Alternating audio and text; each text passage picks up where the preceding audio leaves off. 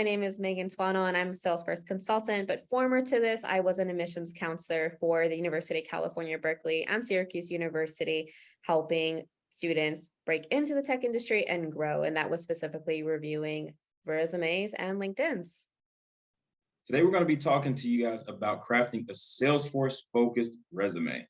Just before we get started, I wanted to mention that you can follow us on Twitter. You can follow me at Salesforce Karlos G. You can follow Megan at Salesforce Megan. So a lot of goodies on today's agenda. First things first, for those that don't know, I very recently transitioned into the ecosystem. So I just wanted to share my personal journey with you and my transition from the military to Salesforce, and also talk about some available tools for professional development. And we're going to talk about reshifting the mindset and what it takes and determining what you see yourself thriving in as far as different roles in the ecosystem and pivoting the way that you think about things. Lastly, we're going to be talking about revamping your brand. We're going to be talking about building and optimizing your LinkedIn and also emphasizing your impact in your resume to really show the value that you bring to organizations in the future and also in the past. So as I mentioned, I very recently transitioned into the ecosystem. And I just wanted to share my personal recipe with you that worked for me and what that transition looked like. So first thing was first, I had to gain my certification. The most important thing to me throughout that process was to maintain work-life balance. I was working full time, so I created a structured routine to where I only train, or built 90 minutes at a time. I engaged with military trailblazer office hours to ask questions and clarify things that didn't make sense to me. Finally, gained my certification. Once I got certified, I moved on to step 2, and I wasn't quite ready to announce that I was transitioning into the ecosystem, and I didn't want to put myself out there yet. So I discreetly began to build out a LinkedIn profile and also my resume. So to do so, I had to quantify the data from my previous experiences, gathering all of the numbers, percentages, people affected, things like that, to really show that impact and build a flow, a structured flow to increase the readability on my resume, and then also put that flow in a way that increases my LinkedIn algorithm, if you will. So once my LinkedIn and resume were up to par, I began to network and contribute to the ecosystem. And by doing so, in order to do so, I really began to build some meaningful connections, right? Connecting with people, commenting, and really giving valuable input where I saw fit. Establish a presence on LinkedIn and in the ecosystem. And then I also learned to diversify my niches within my network. So when I say that, I engage with not only Salesforce professionals, but also life coaches, accountability partners, and just things like that. And maintain that presence with those connections that you build, because over time, they always say that you never know where your next opportunity will come from. And also you never know when you're in a position to, present an opportunity to someone. And lastly, step 4, land that first role. So I began to apply for roles with my new brand. I was feeling good. I've got a lot of connections. I'm beginning to get an outreach from recruiters. And I decided to start doing interview rehearsals and dry runs just to make sure that I could actually, run the scripts and sound like I knew what I was talking about. And then I landed a role, and I shared the news with my network, and that's just how things went. So that's my personal transition. Not saying it'll work for everyone or it'll work out that way, but I feel like if you at least, somewhat to some degree follow these steps, you'll be a foot in the right direction. So throughout my transition, some of the things that really helped me was, for one, accepting the changes that are going to need to be made. I had to reshift and focus on Salesforce, right? My resume didn't really look like I was aspiring to be a Salesforce professional. And then finally, you have to really showcase those skills and experience. Don't be afraid to really speak to the value that you have and just get out there. So Carlos just brought us through his entire journey of transitioning out of the military and into Salesforce. There's one huge part when it comes to essentially recreating yourself professionally. And that's the emotions that we feel when we make the transition, specifically when it comes to creating a resume. I've worked with dozens and dozens of people throughout my professional career. And a lot of the times it really comes down to 3 core emotions. And even when you are starting to create your own resume and you're listening to this, be aware of the emotions that you're feeling right now, because that's going to help drive you to be able to completing that resume. So, what are the first emotions that people feel when they are creating a resume? So, the number one that I noticed is not confident. It is not easy to talk about yourself. Even when you get asked in an interview, tell me about yourself. Give me your 3 second or 1 minute, 30 seconds, whatever it may be, elevator pitch. You have to think about yourself when you're selling yourself in a way. It's not something that we commonly do every day. Now, another emotion that people tend to feel is frustrated. People don't want to sit down and talk about themselves, along with not feeling confident.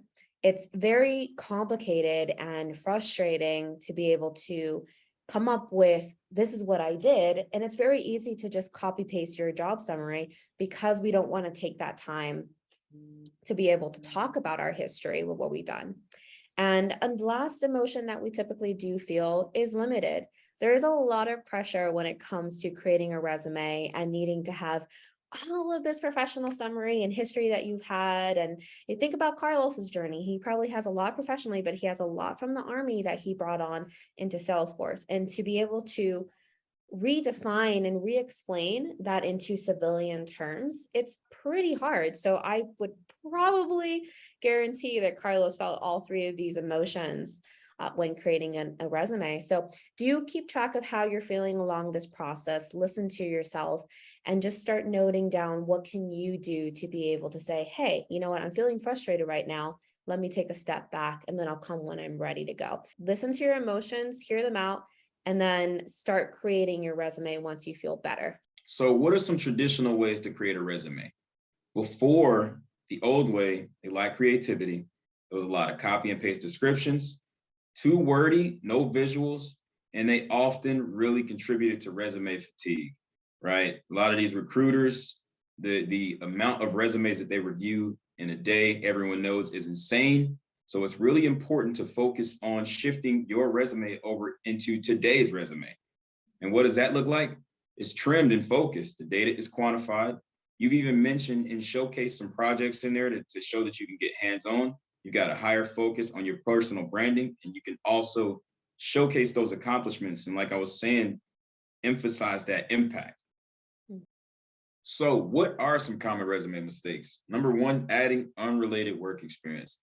Not saying that those things that you did weren't great, but if it doesn't impact or highlight anything that you're going to be doing in this future role, it just probably isn't beneficial to have it on there and it may just be taking up space.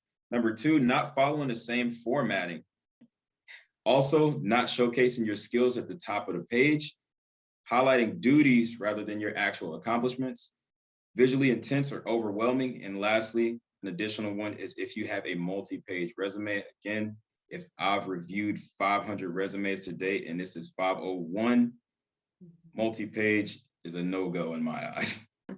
Okay, so you have 5 seconds to be able to stand out. Now, if Karlos was a recruiter and he was looking at your resume, those 5 seconds need to be everything that a recruiter or a hiring manager need to be able to see. So the question now becomes, then what should I have on my resume? And throughout my time of recruiting and reviewing people's resumes and working with people from all different tech industries, it comes down to three important areas. And we'll talk about this in the upcoming slides. But the first is career narrative, the second is design, and the third is information architect. Now let's go ahead and dive into what those three areas exactly are. Okay, so these are the three areas. Let's start first with career narrative. Career narrative essentially just means that you're expressing who you are within the first 5 seconds. If you were to step onto an elevator and tell somebody who you were, they should be able to leave that elevator having at least a little bit of an understanding of who you are, what you do, and where you see yourself. It's an impact statement. It shares your accomplishments, who you are, what you've done. So for Karlos's case, he can come into the elevator. I can say, hey, Karlos, can you tell me about yourself? And he will respond saying, oh, I'm a former Army veteran who transitioned into Salesforce, and I specialize in A, B, C, or D.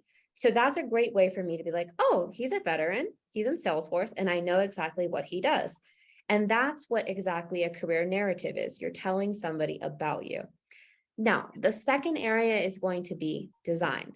Now, I know a lot of people don't necessarily think about this, but as we were talking about earlier, when it comes to resume fatigue, people who are reviewing your resume, whether that be recruiters or hiring managers, might be looking at your resume as 501 for the day. So what do you need to be able to provide good designs for your resume? It's going to be a clear visual. It's going to mean that you're organized in your resume. Things are not going to be structured all over. One side is not going to have 2 bullet points versus on the other side that has 4 bullet points.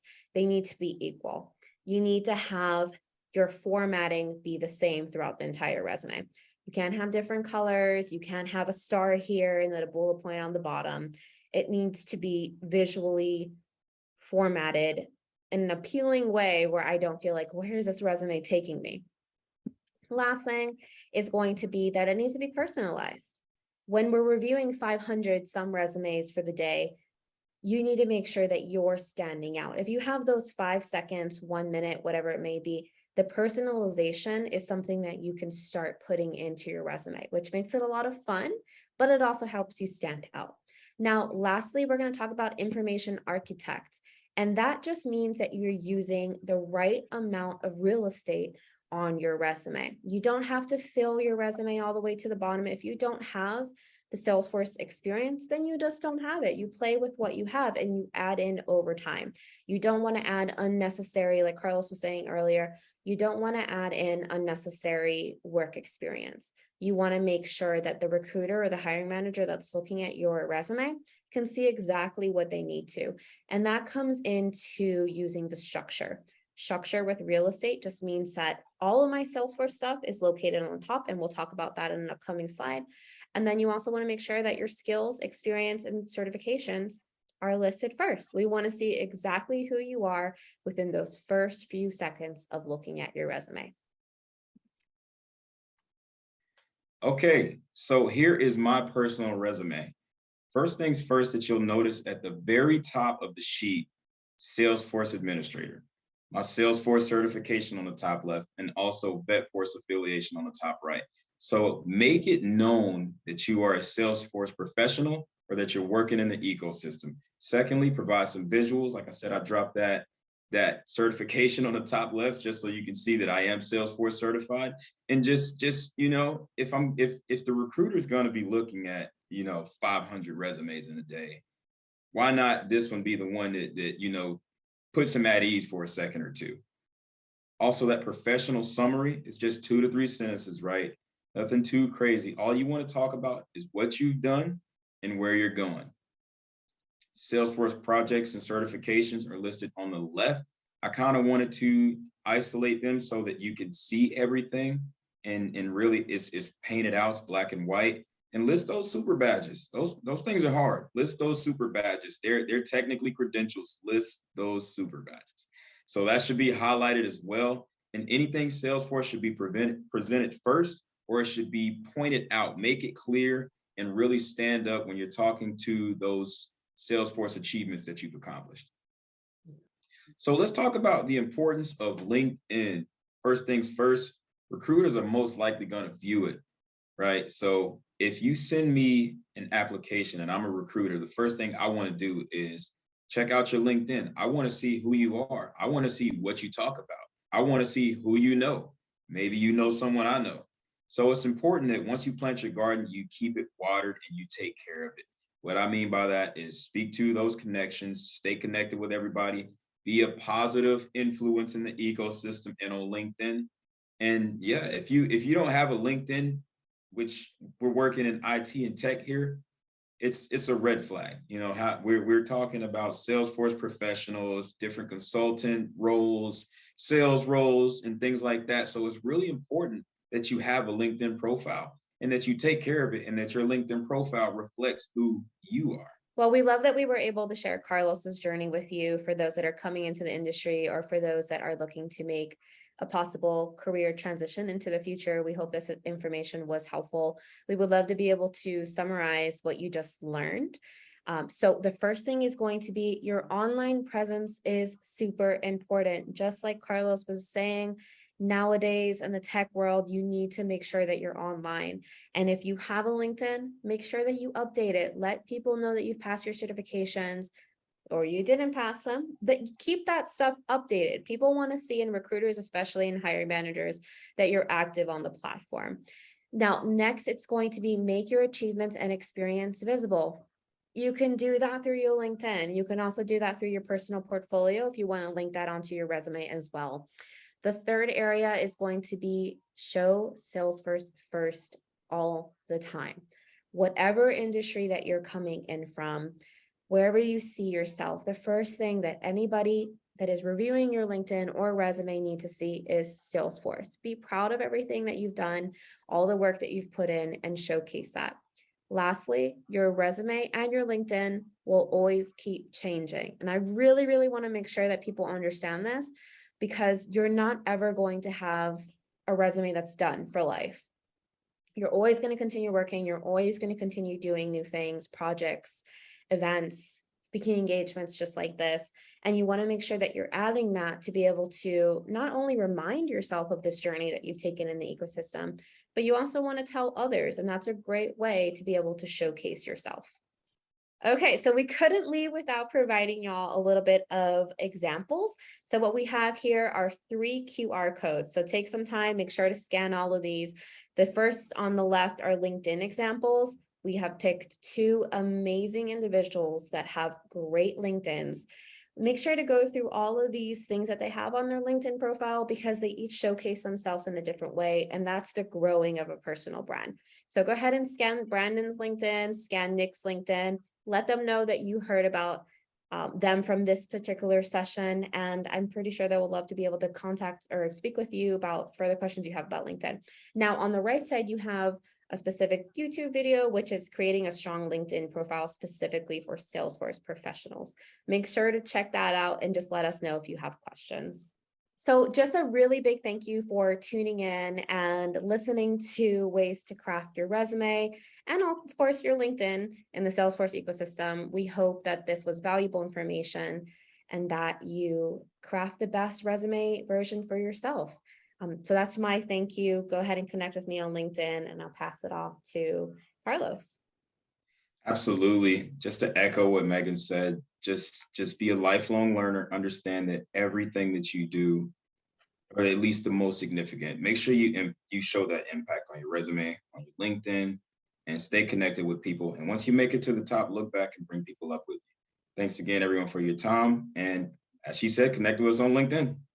Absolutely. And last but not least, we would like to say thank you to our sponsors today through Pakistain Dreamin. Thank you so much for having us, and we will see everybody hopefully out there on LinkedIn.